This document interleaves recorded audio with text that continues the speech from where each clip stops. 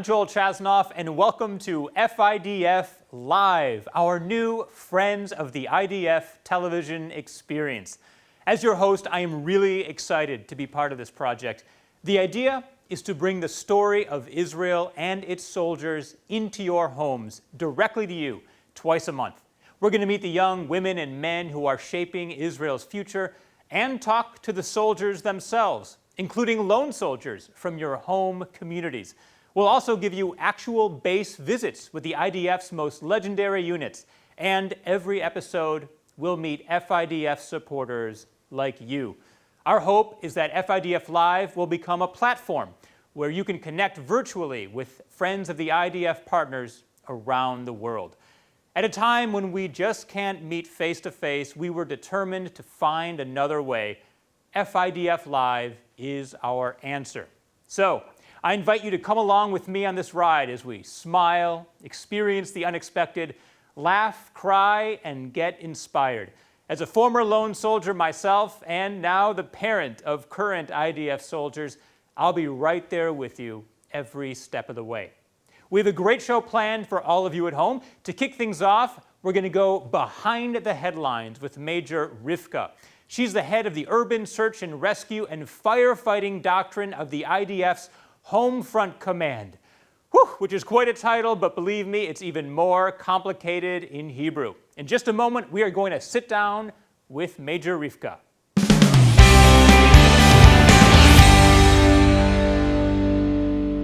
Major Rivka, welcome. You know, when we think of the IDF, we tend to think of defending the borders and conventional war. But these days, the IDF is involved in something completely new and unexpected, fighting coronavirus. So can you tell us a little bit about that? First of all, thank you so much for having me. It's quite a pleasure and a really privilege to be here. According to your question, actually, when you think about the IDF, it's not in a coincidence that we have defense in Israel Defense Forces. Our main purpose is to defend and, of course, to take care of all of the citizens of Israel, and it doesn't matter who they are or what the risk is. Our job is to keep them safe. So COVID-19 isn't different in any way than any other risk that is upon us, so we're just glad that we can be there for them. So you specifically serve in the Home Front Command, Pikuda Oref. How are you guys involved on a day-to-day basis fighting COVID-19? Actually, the Home Front Command is, I think, one of the most involved corps in the war against COVID-19 in Israel. We have a variety of missions that we took upon ourselves. For example, we have the epidemiology questioning centers. We have the infected centers that we are responsible for. We have all the municipal authorities that have some kind of problems with their civilians, for example, in food supplies or just even in a phone call for mental reasons, especially in these very, very difficult times. So the Home Front Command soldiers and officers do everything from 0 to 100. Any mission that we can do for the population, we are there. Now you mentioned the civilian population, which you work with a lot. Israel's population is very diverse, and I'm just wondering how that plays out. On the one hand, working with Arab villages and also Druze population, ultra-Orthodox Jewish populations. What's it like working with all the diversity in Israel's population? Our power is in our diversity. We have so many people with so many different views and so many different beliefs. But in the end, I think the Home Front Command became such a thing of a consensus in the population in Israel. They know that if someone with the orange vest is coming to your house, he's probably there for helping you and for keeping you safe. So I guess it's just to know how to speak in other people's languages and how to talk to them in their own level and in their own point of view, and just to tell them, you know, we are here for you, just let us help you. And most of the times it happens just like that. We are there for them and they know that. It's amazing. We're now about a year into the pandemic. Is there any specific experience that's been particularly challenging for you or memorable as you look back on everything you've gone through in the past year? In the beginning, I was the operation officer of the Civil Aid Center, and I just probably haven't slept for days, and I knew that there is something really, really important that I needed to do, and I haven't seen my mom in all of those days, and my mom is all alone at her house, and I know that I'm responsible for this population and this population, but my mom, that she's my home, I can't go to her, and most of the times even can't talk to her, but I think that, well, she raised me, so she knows that the way that she raised me to take care of others and to put the population first, so I guess that's a win for me and for my family, so that's, I think, that. Well, if your mom's watching, she did something right. She should be proud. Thank you. I want to ask you about vaccines. Now, compared to the rest of the world, Israel is extremely advanced with our vaccine distribution. Can you talk about the medics who are involved in the vaccine rollout here in Israel? Yeah, of course. First of all, it's such a pleasure to be part of this amazing vaccination operation. We got drafted 700 medics from, of course, the reserves, who got distributed to 104 vaccination centers. And beside, the vaccination itself, when people in Israel come to the center and they see someone with a uniform that received them, it makes something that you feel safe and you feel comfortable. So I guess they do a lot more than just vaccinate everyone, but obviously it works. Thank you so much for joining us today, and thank you for all that you do. Keep doing it. We're counting on you. Thank you so much. Thank you for having me. That's Major Rivka from the Home Front Command, Pikuda Oref.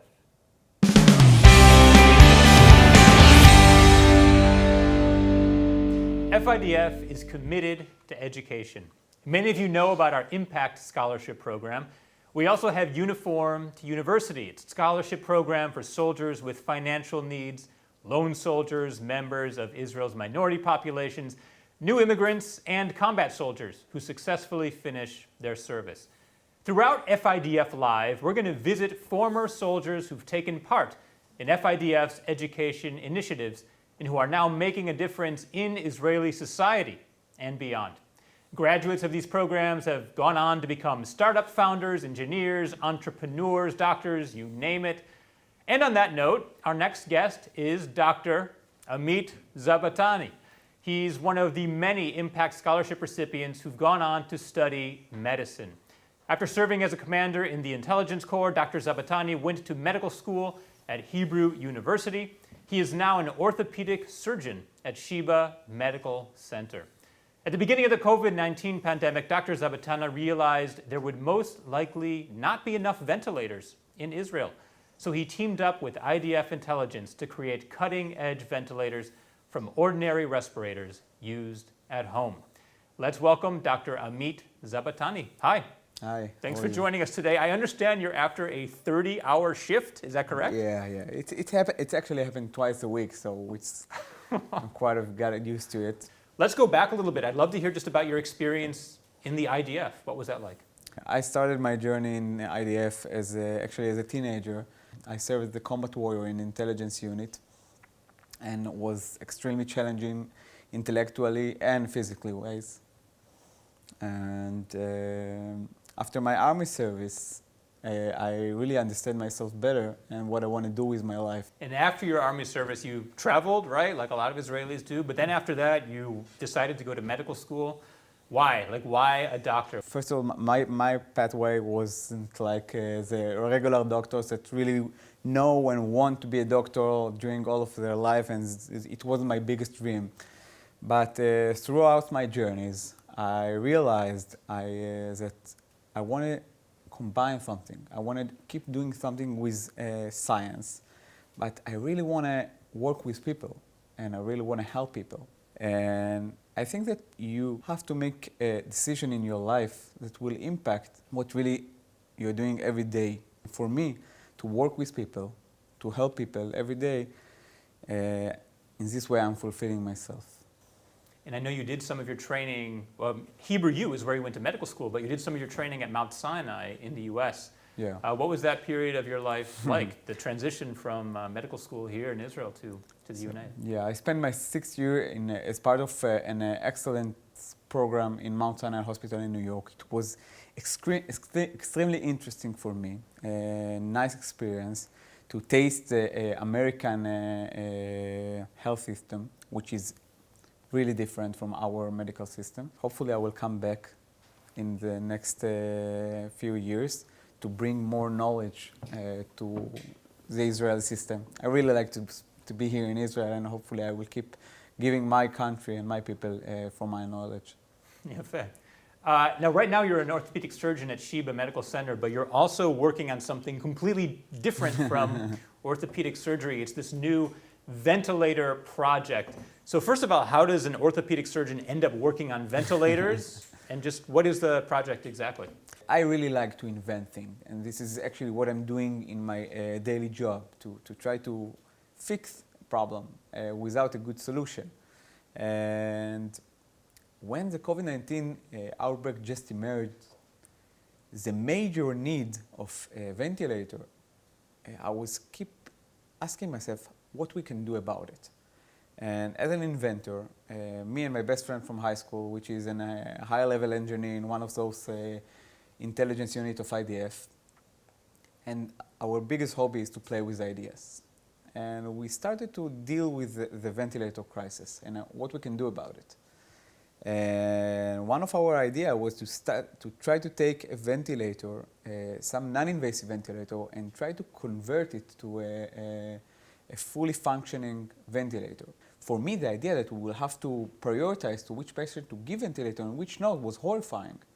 We start with this project of Shiba Medical Center and the IDF with our idea, and after 22 days, we actually start a startup from scratch, and until we have fully functioning ventilators, an amount of hundreds of ventilators, and it was an amazing experience. And is the IDF open to this? I mean, a doctor has an idea, you can approach the IDF. Does this happen a lot? Is this uncommon?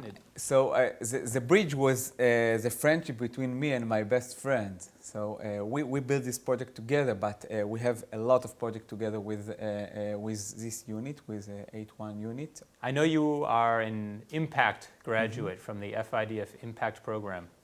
How has that played a role in your journey, and how has Impact put you on the path that you're on now? It was always part of the journey.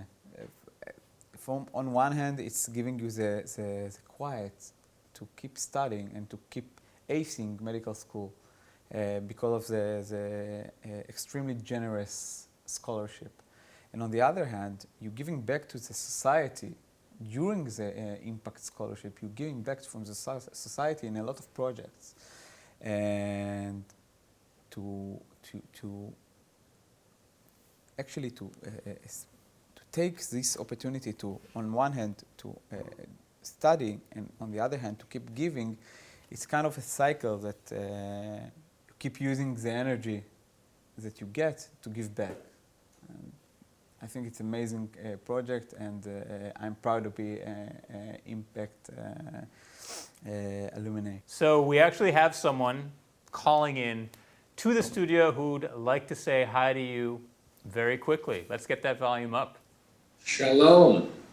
Hi. Amit, hi Amit, can you hear me? Yeah, Dr. Morgenstern, how are you? I'm wonderful. Wow, it's such a wonderful surprise. When the COVID's over, I'll be coming to Israel to see all the great things that you are doing. But I want you to know, thank God for the Impact program. It gives us an opportunity, people outside of Israel, and in Israel too, I assume, to be helpful in even a very small way. And first of all, a pleasure to have met you and to see your growth. I want to know how your wife is and how many children now? 1 or 2? One. Okay. We're working on the second one. Can you do that? Can you do that through 3D printing? You're on the air, Dr. Morgenstein, please. We have kids watching. In case, by the way, let me just interrupt really quickly. In case it's not clear, Dr. Morgenstein is calling in from Chicago, Illinois. He is Dr. Amit's Impact Scholarship donor from way years back, and it's lovely to have you back in touch again. It's a pleasure. And Amit, you and I will continue to be in touch. Whenever you come to America, you know you have a place, certainly in my Hopefully house. soon. Thank you, everybody. Thank you, FIDF. Thank you for calling in. Bye-bye. Look at that. Wherever you go in the U.S., you got a place to hang out now. How awesome is that? Thank you so much for joining us today. Such an amazing surprise for me. Yeah? How does it feel to reconnect? Exciting. The last time as I saw Dr. Morgenstein, it was in Jerusalem when he came to visit us. And hopefully we'll get the opportunity to meet up soon. I think he'd be happy to have you. Thank you. להתראות ותודה רבה. תודה רבה. Thanks. That is Dr. Amit Zebtani from the Shiba Medical Center and a Impact Scholarship recipient.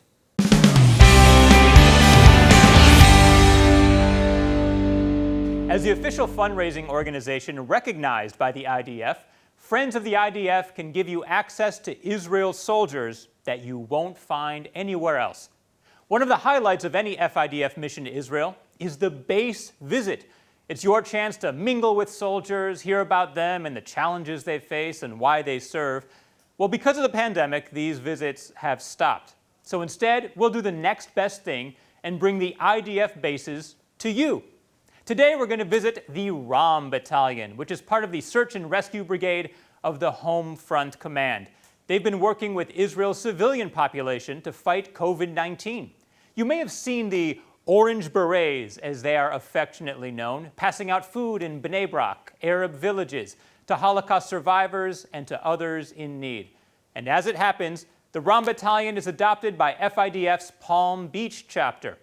In case you're not familiar, through FIDF's Adopt a Unit program, entire brigades, combat units, Navy flotillas, and Air Force squadrons receive direct support from a community in the United States. So now, join me as we get to know the soldiers of Ram Battalion. Hey! Thank you, מה נשמע?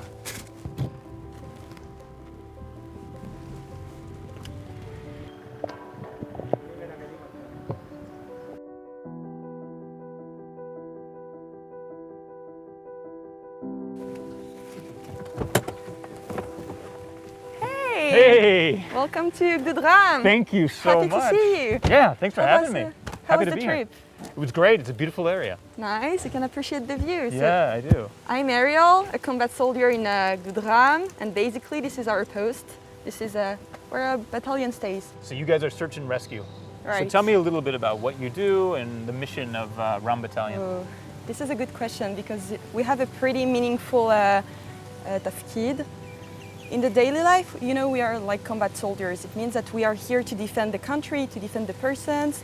But in time of war, we have like a search and rescue specialty. It means that we are here to save lives. We went to Brazil, we went to South America, we went to Philippines, to a lot of places. So basically, this is pretty meaningful and it's a good job. So now it looks like we're on the very outskirts of the base. Tell me what we're coming to up here. It looks like a destroyed building or something. You're right. This is, you know, it's very important to us to do simulations, to keep being professional. So this is like the kind of exercises that we can, do to practice saving people, rescue people. The search and rescue operation Basic. drills you do exactly, right here. Exactly. So this is what you're seeing. So cool. Well, one of the highlights of our visit is that we are going to see a simulation of a search and rescue operation. I would tell you about it, but instead I'm going to turn it over to someone who knows way more about it than I do, a soldier in the unit. Take it away, Yaheli. Hi, I'm Yeli. I made Aliyah from South Africa, so that means that I'm a combat lone soldier here in the Ram Battalion. As we can see, we have a wounded person here that was just taken from the site itself, and they're giving him first aid attention. This means that they're just giving him basic medical attention to see if he's awake, If everything's okay with him, they'll check him head to toe if he has anything wrong, broken bones, and then they will take him to further medical assistance by a paramedic. They'll check his body for any cuts, for any bruises, for any damages that could have happened while the building has fallen. So normally on the site, it's a building or an earthquake that happens where a building will crash down, and normally a lot of people are inside and they need saving. Okay, so here we are about to do a little drill for all of the medics that we have on our teams. They're about to show you a few things. Needles, blood, I hope you're not squeamish.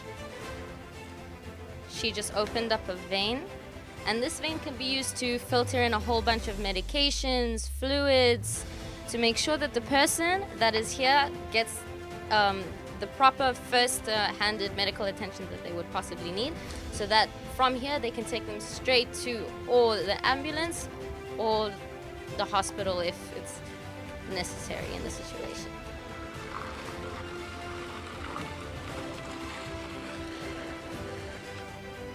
So this was the end of our drill. We hope that you enjoyed to see what a little bit of our life looks like on this side. And we really hope that you come and join us one day. But to say the proper goodbye that you should receive, I would like to pass you off to our battalion commander right over here. Thank you, Eli. Hello, everyone. My name is Gino, Ram Battalion Commander.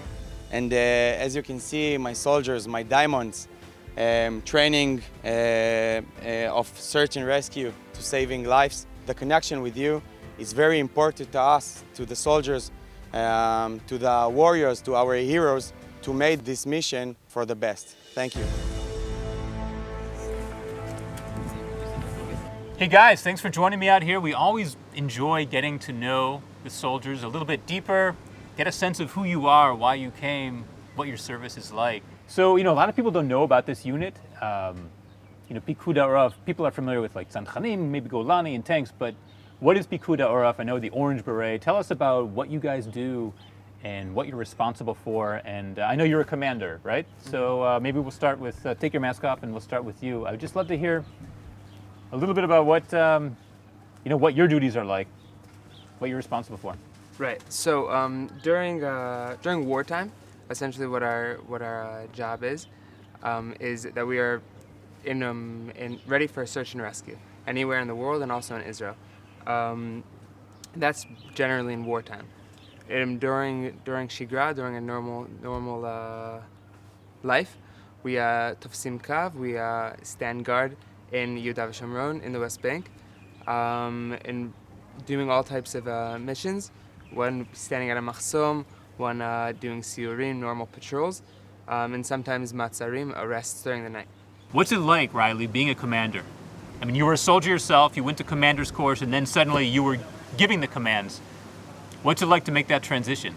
I feel like it was really organic for me. Like, I felt natural doing it, but it's a slow process. Originally, you were chosen, all throughout your service, you're kind of told by your commanders that you're going to go start gaining responsibility, start taking initiative, start gaining the confidence to speak in front of crowds, and learning about your unit. That's basically what you do. And then there are certain things that just, of course, makim, navigation, leading, teaching, giving orders, taking orders, learning really about the system of the army. And then you're put into your job, and you learn through experience. It's not something that you could really teach. Commanding, it's not you can't become a commander. You're born a commander, and then you just learn throughout experience. Do you feel that you grew as a person in addition to growing as a soldier? Absolutely. So how so? The fiber of my being has changed completely since I've been a commander. Since I've gone to the course, I met the people that are closest to me. And I think because we have a common variable, that there's something that we don't really know, but there's a certain love, not only for the army, but for the Jewish people and defending it. It's a certain in Hebrew we say shlichut. It's like outreach almost. So Jared, I know you have an interesting story. A lot of lone soldiers come when they're 18 or 19 to join. You actually came when you were younger. So I came at 15 because I wanted to study high school here. So 10th grade, I entered my first semester here in a boarding school in Hod HaSharon called Kfar Noor Mosinzon. Like you said, I decided to stay. I graduated, and after I graduated, I told myself, I had a serious conversation with myself, that my friends are here. Some of my family came here already. I've made memories. I'm better off staying here, and I decided to draft. How about your family? How do they feel having you here? My family is very happy because they're very happy that I have something that I like, that I enjoy, that I'm proud to do. Sometimes I get the feeling from my father that he lives vicariously through me because when he was my age, he wanted to be a soldier. My mother, who loves Israel, is just ecstatic that I'm here, that I've spent 5.5 years living here. So Natanel, you're a commander and you went straight to commander's course after basic training, right? Yeah. One of the unique things about your unit is that it is mixed, men and women Yeah. together. How does that play out? I'd love to hear a little bit about that. Are there challenges? Is it boost morale? Just give me some background on the mixed unit phenomenon. It's definitely different. I think it adds so much. I was really disappointed at sometimes when people doubt it and think that less of the girls, the combatants we have here. Just a few days ago, we had a soldier there was a pigua here, which was Pigua is? Yeah, like a terror attack that ended fantastically. Nobody injured, and the girl was involved. She handled it like she should. The commander ended up neutralizing the threat, but she ended up protecting herself using Krav Maga and saving herself and the civilians. I can tell you it's amazing. Being in a base with girls, doing Shabbat, it really feels like a family here. Sivan, I know you're from Canada and you are lone soldiers. It can be difficult for lone soldiers, so tell us, give us some insight into that. When I'm on base, I don't really feel like any different than other soldiers because it's hard for everyone here. We're all doing the same thing. When I go home on weekends, maybe it's a bit harder. I know my mom to do my laundry or to cook for me. And I don't have the Shabbat dinner that we always have at my house. But I feel like I really have a good support system. Either my friends that I met before the army or my friends from the army. I think they really feel like my family here. And even though I don't have my actual family, I know I have people that I can trust and that care about me. Thank you so much for giving us some time, guys. It was great to hang out a little bit, get to know you. And how about you give me a little tour of the base? I would love to see more of this place, yeah? So now we're gonna get a look at the dining hall, a very important spot on any army base. Oh, thanks. Of course.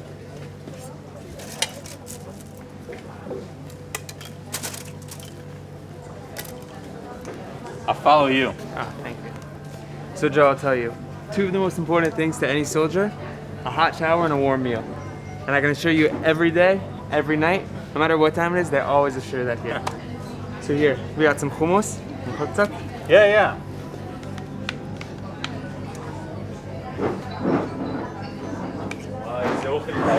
Hummus is one of my, when I go back to the States, it's one of the things I miss, the Israeli hummus. It's probably the first place I go when I come back to Israel is to get a good hummus. Yeah, when you think of Israel, you think of hummus. Yeah, of course. Especially as soldiers, we need a lot of protein, and there's plenty of that.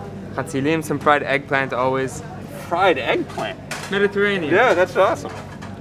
I love that you have vegetarian options too. Back when I was in the army, if you were vegetarian, which I am, it was very hard to find stuff to eat, but you guys have a whole spread. I had a great time during my visit to Ram Battalion. I hope you enjoyed it too. Time to hit the road, guys. Bye. Thank you. Bye. Yeah, Madim. Take care of yourself. Bye, man.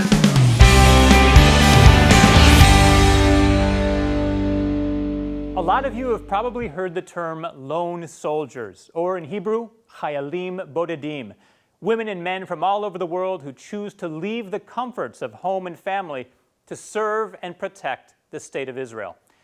Once upon a time, I was one of these lone soldiers. I grew up outside of Chicago and then moved to Israel after college. I was drafted into the 188th Armored Brigade.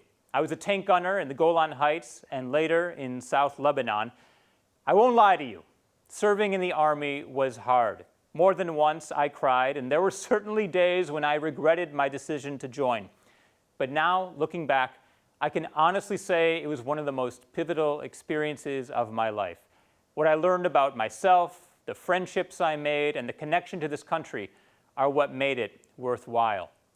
Back then, there weren't so many of us. Today, there are more than 7,000 lone soldiers from more than 70 countries serving in the IDF. FIDF provides support, community, grants, and flights home to these incredible lone soldiers. Our goal is that although they're lone, they don't feel alone. In every episode of FIDF Live, we're going to showcase one or two lone soldiers who come from different communities in the United States, perhaps yours. Today, we're going to talk to Lieutenant O. She's from Boston, Massachusetts, and she just made history by becoming the first female lone soldier from the United States to graduate the Israeli Air Force's pilot course. For security reasons, we can't say her full name or see her face, but I assure you, her story speaks for itself. Take a look. Hi, I'm Lieutenant O. I'm from Boston, Massachusetts, and I serve as a flight engineer in the 120th Squadron of the Israeli Air Force. My dad was a navigator, or a WISO as you'd call it, in the Israeli Air Force. So as a little girl, I remember him coming back from flights, and that was very inspiring to me. And as the years went by, my dream kind of grew, and that was one thing that made me want to come and make Aliyah and serve in the IDF, and specifically go into the Israeli Air Force Academy and serve here for a long term. I serve as a flight engineer on the Boeing 707, which in Hebrew is called the Re'em. Flight engineer operates all of the plane systems and the throttles. We help, with teamwork, we help the pilots basically fly the plane. And the plane itself performs air fueling missions, as well as cargo missions and passenger flights. So when flying, you see everything that's so small on the ground, and at the same time, Israel looks so beautiful. I remember places like the Dead Sea, which is gorgeous, and then 5 minutes later you fly west, and then you see the Mediterranean. Really makes you be so proud to see how beautiful Israel is. Being a lone soldier and being a woman, there are two things that are a huge part of my identity. And although me and my friends in the course wear the same uniforms and we go through the same training, I still have my challenges as a lone soldier. Things like them going back after long weeks of training, going back to their families, getting a big hug, and eating their favorite meal. Those are things that I had to wait a lot for until I got to see my parents. Graduation week was the most exciting week of the course. Obviously, my family coming to Israel from the States after a long time was so exciting, and I was ecstatic. On graduation day, when I got to see my mom on base, was like two worlds colliding, and then she gave me a huge hug, which was super emotional for all of us, I think. I'd like to send a message to all FIDF supporters. First is how thankful I am to have you, and to have you support me and the Israeli Air Force and my squadron every single day. And second is to any aspiring young women and men out there who want to come here or really succeed at anything, is work super hard, do whatever you can to succeed. I use the support of people around me every single day, especially my family, the FIDF, and my commanders. And that's how we can all really succeed together. I hope to see you soon in Israel when the corona is over. We happen to have Lieutenant O with us right now. Hello, Lieutenant O. Hello. Thanks for having me. Shalom. First of all, congratulations, Mazel Tov. And I've got to ask, Thank were you. you aware of the history you were making as you were going through the course? That's a good question. I think during the course, you don't feel it as much because you just focus on your training. But towards the end, right towards graduation, you definitely feel the excitement around. And then you get all those articles. So. Now, I know the IDF is all about teamwork on the one hand, but at the same time, you're competing with all these other potential pilots for a spot.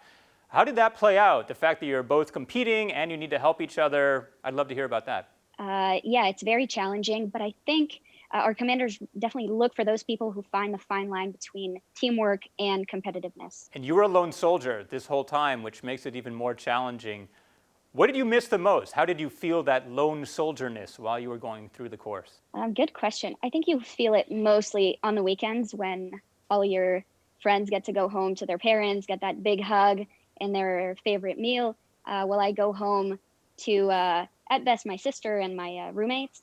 So I need to wait a few months till I actually see my parents in person and give them that big hug.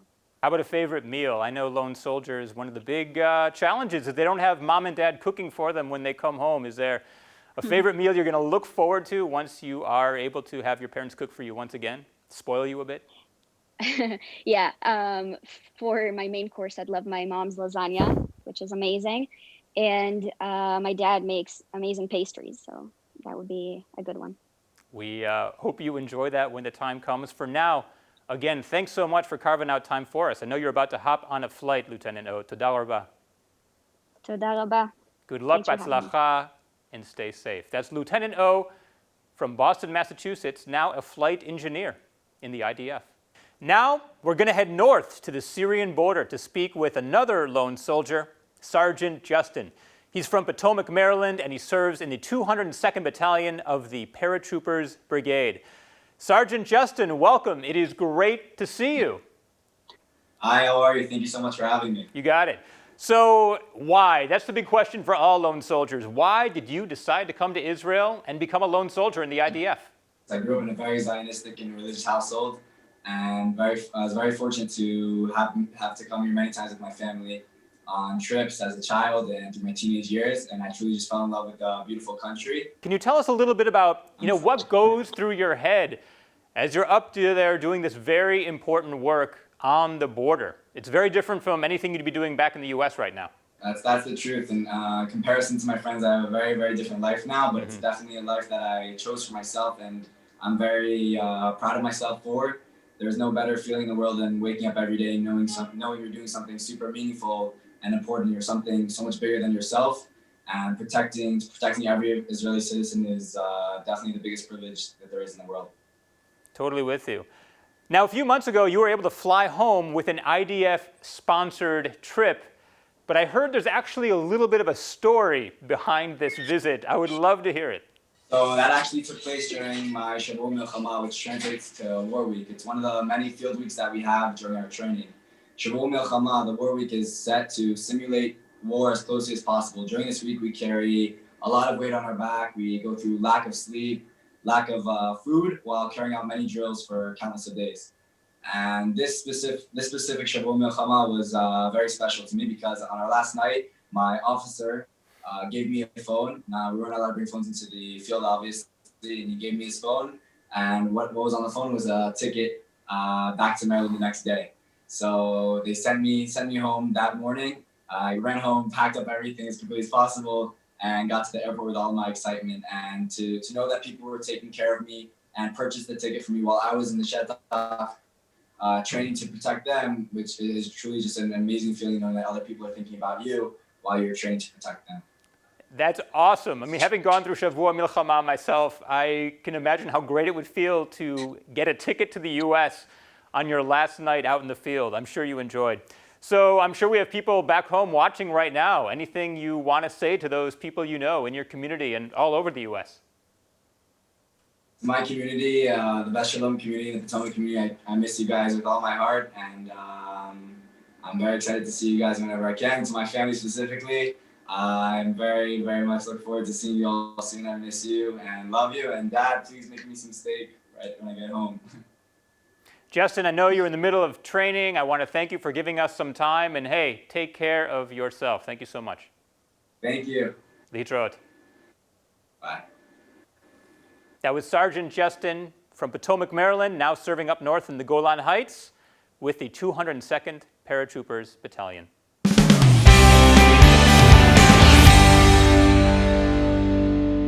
Our supporters are our partners in transforming the future of Israel. Today, we pay tribute to a dear friend whom we lost last month, Mr. Sheldon Adelson, Zichrono Livracha. He was a visionary Zionist, champion of Israel and the Jewish people, and long-standing friend of the IDF. As one of FIDF's greatest supporters, Dr. Miriam and Sheldon Adelson have adopted 3 IDF brigades through the Adopt a Brigade program. And they've supported FIDF's impact and from uniform to university scholarship programs, helping thousands of soldiers realize their dreams of going to college. A true philanthropic icon, Sheldon Adelson's legacy will live on forever. And so FIDF will continue our mission of investing in the future of our soldiers. Let's take a look.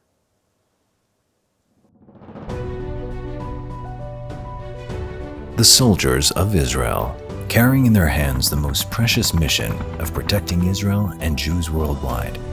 Their passion, skills, commitment, and courage are an inspiration to us all. The hands that protect us are also our hands of hope, addressing diverse missions in Israeli society, from welfare, logistics, and health, to spiritual needs, education, inclusion, and unity. Each and every one of these soldiers represents a promise for a better Israel, for a more unified Jewish world. Through FIDF's 10 different transformational programs, our soldiers will fulfill the promise, which is our future. FIDF supports the core values of the Jewish people delivered through the soldiers of the IDF. Join us in transforming Israel, one soldier at a time.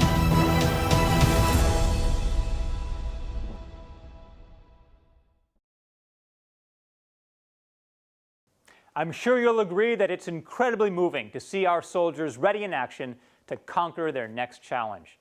And that does it for our very first episode of FIDF Live. Thank you so much for tuning in. I hope you enjoyed it as much as I did. Please join us. Sign up to follow FIDF on social media, continue to support our cause, and make sure to mark your calendars for Tuesday, March 2nd at 8:30 p.m. Eastern Time for our next episode. We'll be celebrating International Women's Day and Purim. And hey, invite your family and friends too. You won't want to miss it. I'm Joel Chasnoff. I'll see you then.